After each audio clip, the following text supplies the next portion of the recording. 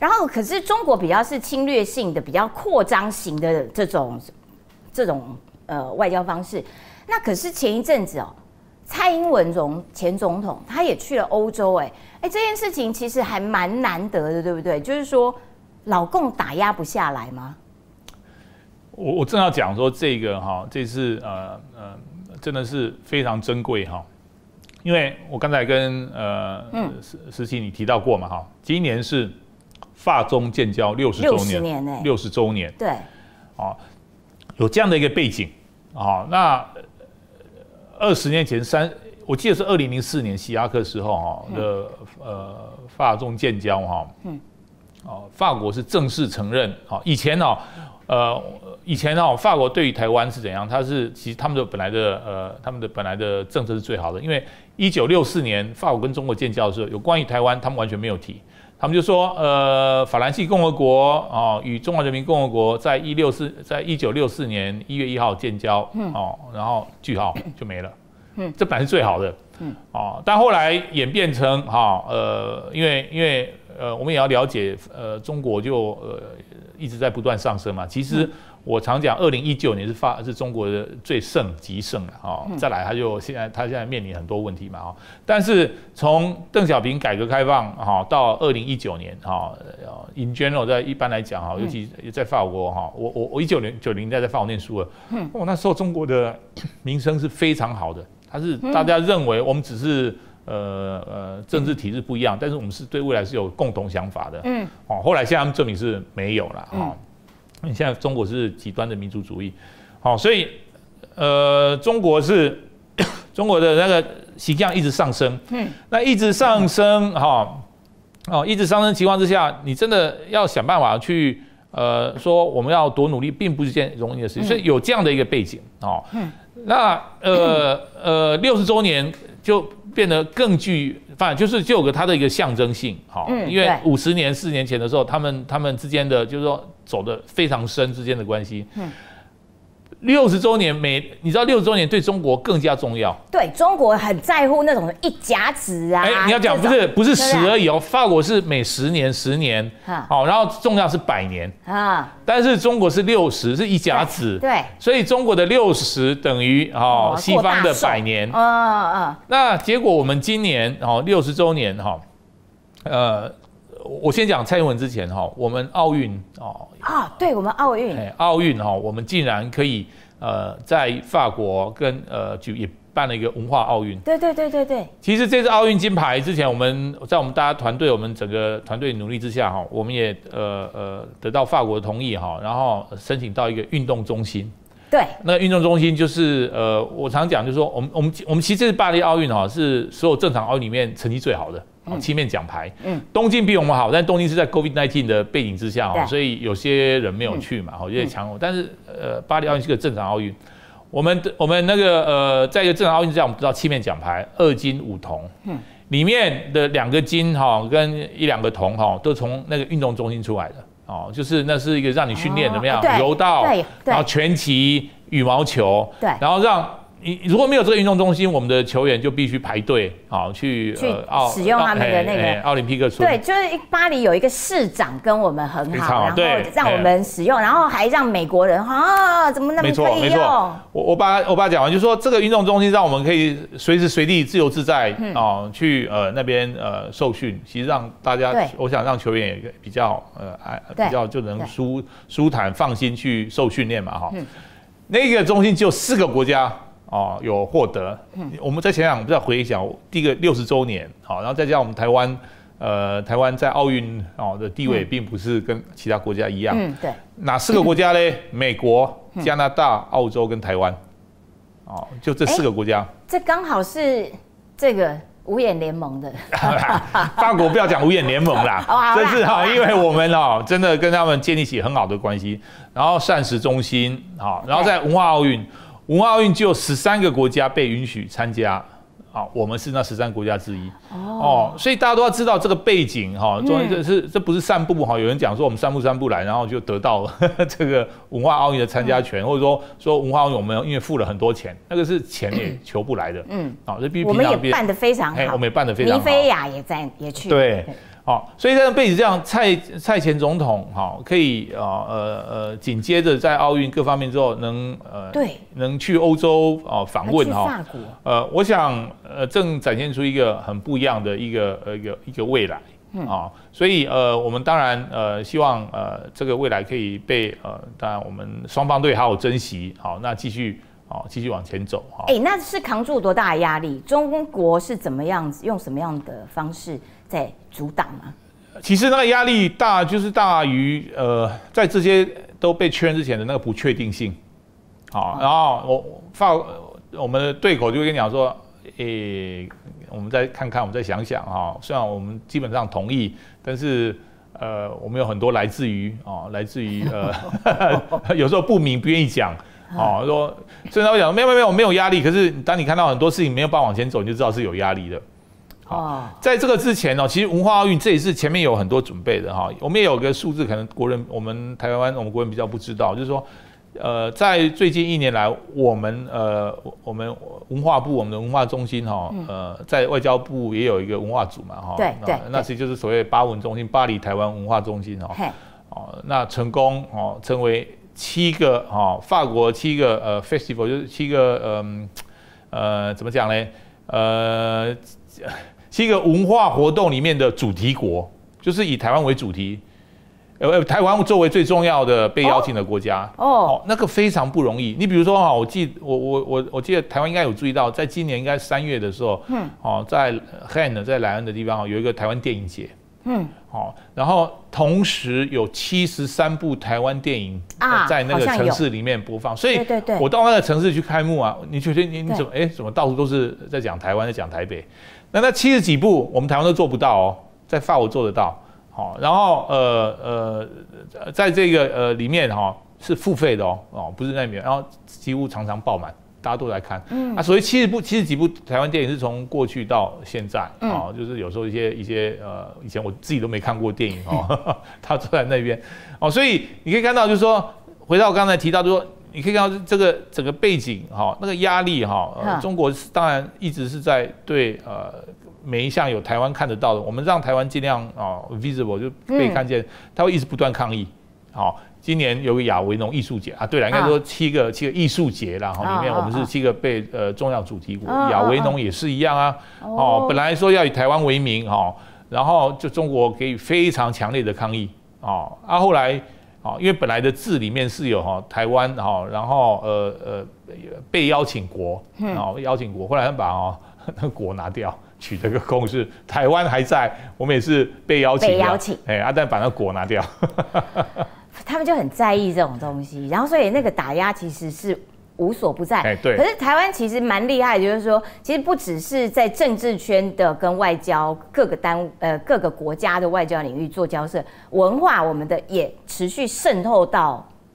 这个法国的民间，而且从法国会开展出整个欧洲。所以其实蔡英文他这一次去捷克、去布鲁塞尔、比利时、去法国。所以是不是整个欧洲的气氛都跟以前完全不一样？我是觉得气氛真的是不一样啦。现在一般而言，最喜欢台湾什么？台积电是吗？除了台积电呢？我常讲台积电当然是我们非常重要的护国神山。但是台积电它也是有价值的台积电在股市的价值大概是1兆美元。它比台湾还有钱台湾是8000亿，台湾整个 GDP 啦，国民生产总毛是8000亿，它是1兆所以才会世界前10大嘛。但是终究是可以计算的。那我回到说，他们到底喜欢台湾什么？台积电当然这是很重要。但是他们也重视生命所以他们对于台湾在 COVID-19 的表现也是非常称赞。所以我们台湾驻法国大使第一次被法国参议院听证，就是因为我那时候2020年就是去说明我们台湾的防疫政策嘛。但是大家真的不要忘了，台湾现在也是我也这样介绍台湾，就台湾现在其实是一个在欧洲是可以让人家启发的一个故事也不既然只有民主其实还有更好的台湾。我刚才提到台湾代表华人社会也是可以活在民主所以这点也是很受一般肯定。可是大家会喜欢台湾的很重要的原因就是好，也有卢沙野大使啊，再来就中国每天派军机骚扰我们，所以他们看到这个是非常清楚，就是一个大国在欺负个小国。他们也关心到这个，不是就人类会喜欢成功的故事。那台湾有一个就是说。以前他们比较没有注意到中国到处在宰压台湾，那现在我们当然，因为我们现在的外交比较积极，我们其实我们也会抗议这种被不公平对待嘛，所以要加入 WHO， 要加入联合国，积极就不断的在说明这样的一个情况。然后他看到台湾被大家都看到台湾被欺负了，那但是被欺负之下，我们台湾怎么这么厉害，民主走得这么好，对他们来看到的，他看到是台湾一次一次成功的举办一个民主选举，我们也有第一个女性总统，而且这个女性总统又做得很好，因为有时候不见得女性就会做得比较好，但是女性总统在台湾又做得不错，对，那我们也做出他们做不出来的台积电，你知道台积电其实国人有时候不太知道台积电是多么厉害呢？是在1公分这么小的这么小的一个半导体里面有100亿个开关呢，100亿也比全世界人口还多。1奈米，对，2奈米差不多了，2、3奈米就是这样了。对，1公分，再讲好，1公分就这么小，里面有100亿个开关，在里面的开关比全人类的人口还多，所以全世界都巴不得。对，那就是说你台湾呈现出来，就是说，怎么这么厉害？怎么这么厉害？不只是在政治价值，不只是在公共卫生，不只是在科技，然后现在开始碰触到台湾他们开始看到，台湾也是讲中文的，有时候大家也不太知道。那其实大家现在台湾、泰国已经分得非常清楚了，以前会分不清楚，以前都分不清，以前分不清，现在非常非常清楚了。然后我有时候也跟他们讲说，你看我们的字多漂亮然后我们也是所谓的华人文化里面最优美的一部分嘛。那我讲一个东西让他们非常有感，他们就说，你看我们台湾人是真，我们爱人是真的是有心的，我们的爱这个字，我们非常爱你们。有心，对。中国把心都拿掉了，那个他的爱。他的爱没有心了嘛，所以我们我就说最好的文化是在，因为我们有心嘛，那我们亲爱的亲，我们要见面，然后看到你嘛，中国把那剑把它拿掉嘛，对，这些都是非常浅显易懂，我再用不错的法文跟大家讲，大家都听得懂，所以我们这个品牌，我非常清楚的做了一个区隔，那所以中国跟台湾。在这个欧洲的这个整体的心目当中，台湾是不断往上升，那中国有因此下降。中国的形象就一直在往下跌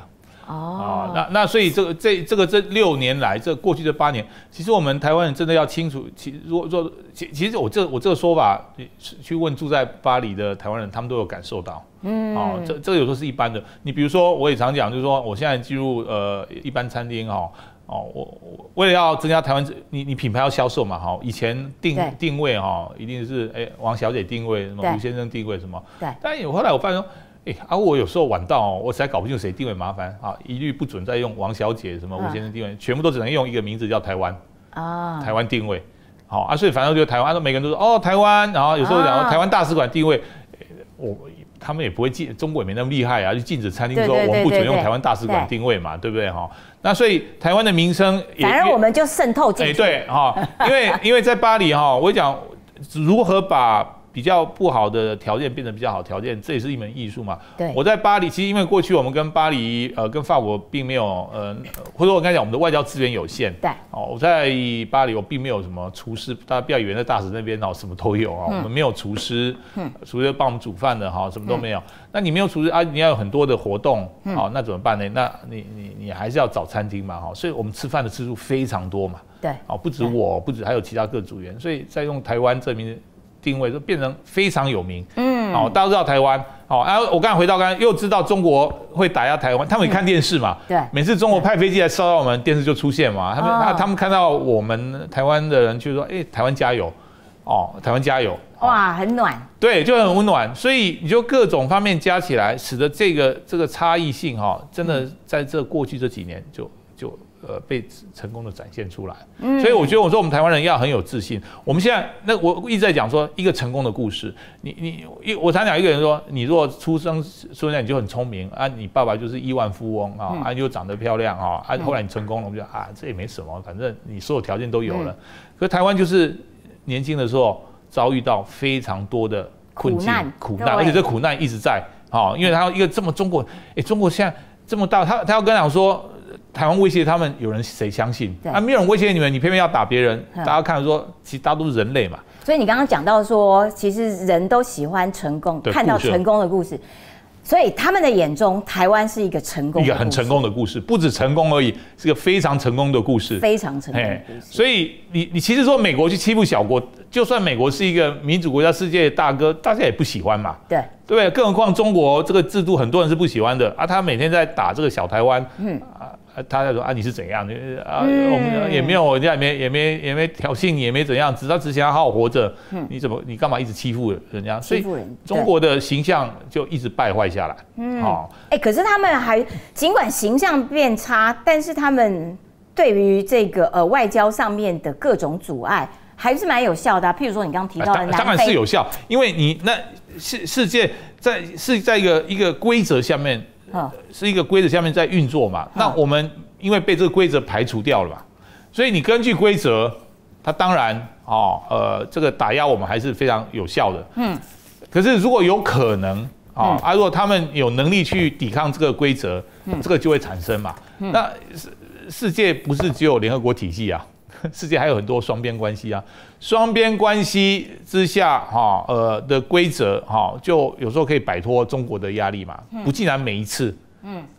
那所以我刚才提到就是说，你回到其实这6年来，你可以看到一个国家或一个人是怎么样去面对